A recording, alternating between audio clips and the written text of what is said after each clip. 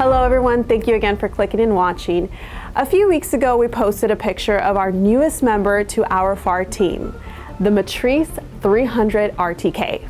Some of you expressed your concerns about this purchase of this equipment, and as a Pharr resident myself, I too had some questions, so I invited over our Assistant Director of Communications, Kenneth Ennis, to help put our minds at ease and further explain this drone.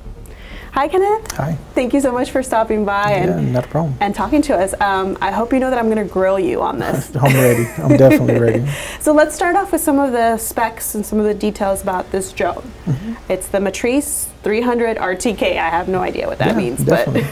But so the Matrice 300 RTK is DJI's flagship for their enterprise portion of their operations. So what this is for them is it's kind of going outside of your normal civil aircraft, geared towards cities and companies and commercial operations.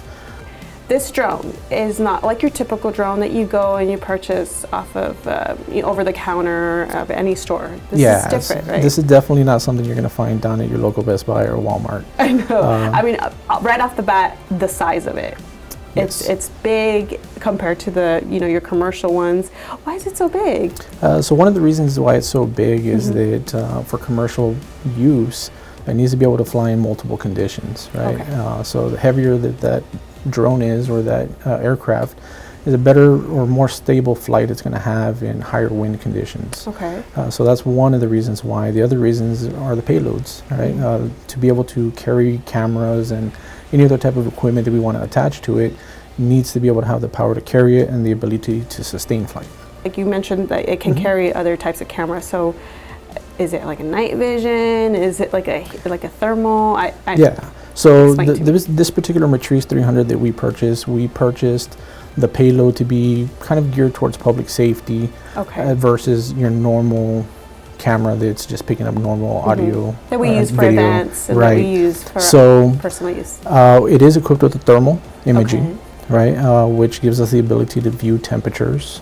It also has the ability to see at night, so it has a form of night vision, and it does have your standard camera, which helps aid us in navigating for flight, landing, maneuvering around obstacles in the air.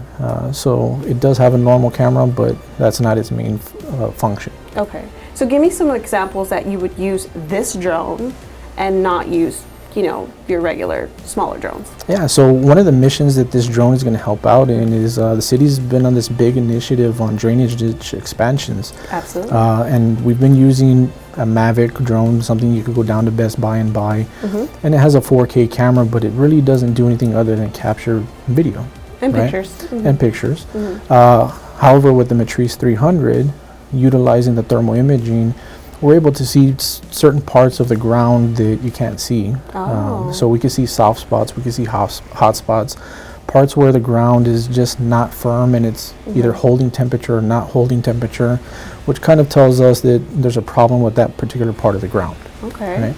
So it helps out in that. And unfortunately, we have situations where on the emergency management side or law enforcement side, we have children that go missing. Right? Unfortunately, we've had incidents in the city of Pharr where a child wanders away from their home, right? Obviously, parents are panicked. Yes. And 911 gets us so far, and then the field responders get us so far. And it's a resource that our first responders need. Right? We need to be able to quickly and effectively find that child. And it would be eyes in the sky. Right. Sort of. So we could go as high as 400 feet above ground level, right, before we need any type of special permits. And with that, we'd be able to get a bird's eye view, heat signatures. We could see a child if they're hiding in a bush because they're worried about, being picked up by a stranger and they're just disoriented, right? And we'll be able to see that, send a field responder to it, and they'll be able to check it out, confirm or deny whether that's the actual child. Right? And we have, unfortunately, the elderly, right, that have dementia and Alzheimer's, and we have too many people that just wander away.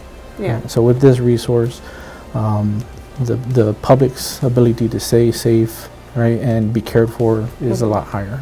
Oh my goodness, that actually makes me feel 100% more at ease knowing that we have that on hand, on deck. Now, are you the only person certified to fly this? No, so we have a couple pilots. Okay. And the good thing is that the city is going forward with a workforce grant where we're actually getting 22 pilots licensed here in the city. So the ability to respond 365 days, 7 days a week, right? It's there.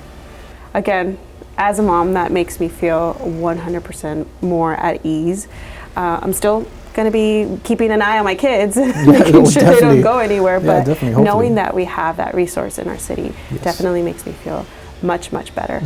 So you're promising me that you won't be looking at my backyard though, because sometimes I don't clean it. Yeah, definitely not. The purpose behind this drone is not to violate anyone's privacy, right?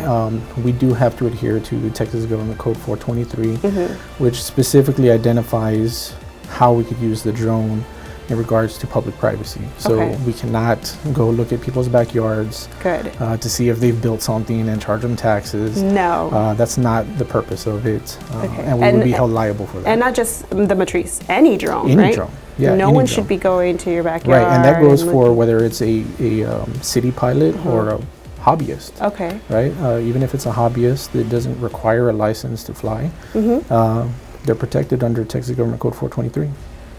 Good to know. Now you mentioned hobbyist. Do you do a little bit of flying on your spare time? Yes. Tell me a little bit about that. Yeah, so I've been a hobbyist ever since drones came out. Okay. Right, I actually do drone fishing. I haven't done it recently, right? Been a little too busy, but I used to do drone fishing with it. So I have lots and lots of hours of flight time. Good, lots of experience. It's fun. It's a good stress reliever, right? But as long as we follow the rules and the laws and we stay safe when we fly, which we do here in the city, right? We're always safe. It's a good resource. Excellent. Well, good for you. And I hope you continue flight drone fishing. Drone fishing. Okay. All right, Kenneth. Well, again, thank you so much for stopping by and carving some time out of your busy schedule.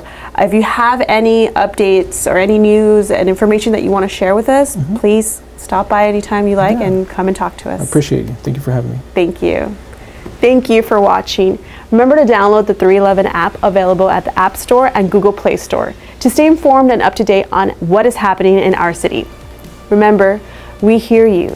We hear your concerns. We see your comments. Let's all work together as a team. We are Team Pharr.